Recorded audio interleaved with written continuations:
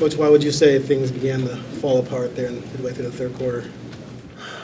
It started. It started before that. It started before that. I thought we had a. We started the game awesome. Obviously, had a great first quarter, and in the second quarter, it started to kind of. You could feel it kind of slipping a little bit, and they got more aggressive. They got more physical in that quarter, and I felt like we kind of caved in a little bit to their aggressive pressure. They started putting their head down, going to the basket, because the biggest difference was in the first quarter, we played solid defense, was able to collect the rebound, and we was off to the races.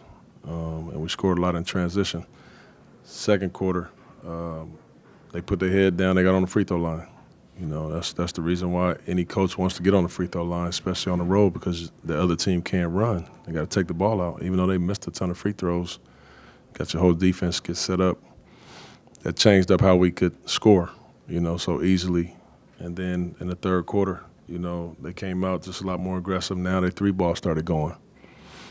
So three ball started going, and they still was able to regulate, our runs with the free throw line. And it just was tough, and then we couldn't make a shot, man. We couldn't make a shot, and I had to start making subs, and our bench really struggled tonight, obviously. But we couldn't make twos in the paint. We couldn't make threes. It was a snowball, man. When they get their defense going like that, aside from making shots, is it just really difficult for you guys to even come close to handling that without Jeremy, someone with a little more height, a little more athleticism to create some shots? Yeah, we missed him. We missed Jeremy, But when they get it going like that, we don't have enough poise at times that when teams make runs to just settle down and run a play. I call timeouts and try to run plays to get back on track, get the ball moving, not just ISO. They're a really good help team, and they're a good one-on-one defensive team.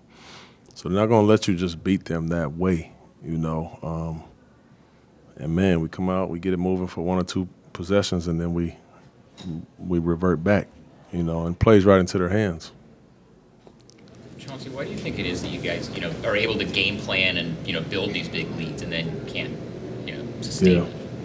Yeah, it's been kind of tough for me to put my finger on. I think the biggest thing is we don't focus for long enough, And another thing that disappoints me about us is when we get these leads, we don't play the same way when you get the lead. Sometimes you get the lead and you let your guard down.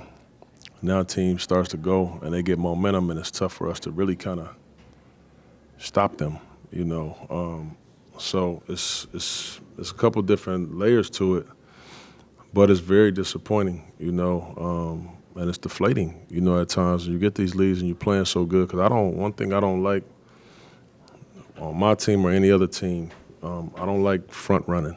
I don't like that at all, because sometimes you're going to jump out there and have a good quarter or two, and then, like any NBA game, teams are going to make a run, and if we can't keep the same energy that we had when we were ripping and running, then that's a bad quality, for a team, and it's happened to us too many times this year, but we just don't have the resolve that we need when teams fight back.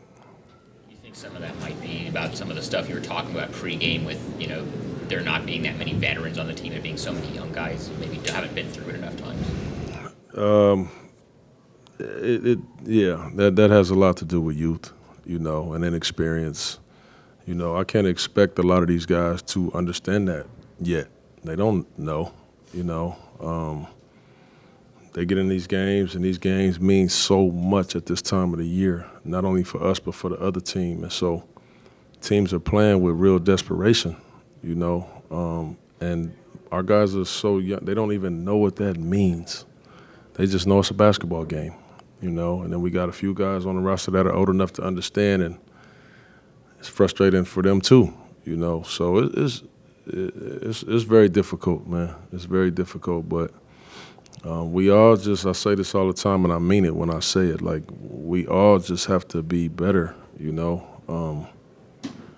And that's no cliche, that's nothing. Like, I got to do a better job of preparing us, of probably subbing at better times, but, you know, I really had nowhere to go today. I mean, we didn't have enough guys on the bench that played well enough to say, okay, what about such and such? It was tough. It was tough going out there today. You guys are 3 games back of 10th now. Are you worried that the team might lose its fight, or is there enough time to fix the things you were just talking about? I'm not worried about our team losing their fight. You know, that's not been our issue. There haven't been many games this year where I said, man, we just didn't fight. There's been a few, you know, out of 70, you know. But I don't worry about that. I do worry about timing, you know. This thing is, you know, we playing almost every other day, you know.